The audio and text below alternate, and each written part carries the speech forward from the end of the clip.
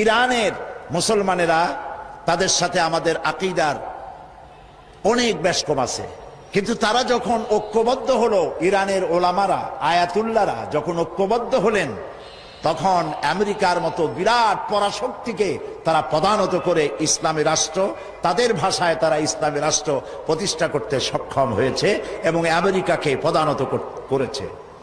এখানে আয়াতুল্লাহ খমিনীর একটি কথা আমার মনে পড়ে, কি সাহস তার! ইমান আকীদা যাই থাকুক, আকীদার প্রশ্নে আমরা আপোষ করব না, কিন্তু এই কথাটা তো বলতেই পারি।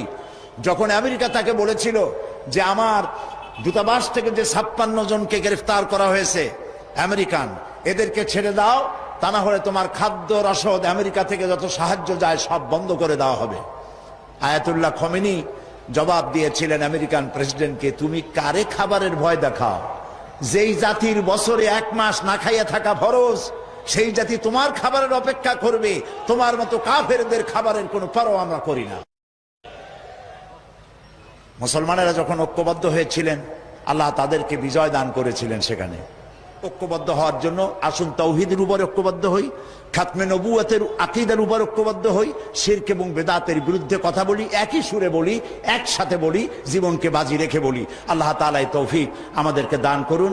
হাদা মা ইনদি ওয়াল ইলমু ইনদাল্লাহ আলাইহি তাওয়াক্কালতু ইলাইহি উনীব। ওয়াসসালামু আলাইকুম ওয়া রাহমাতুল্লাহি তাআলা ওয়া বারাকাতুহু।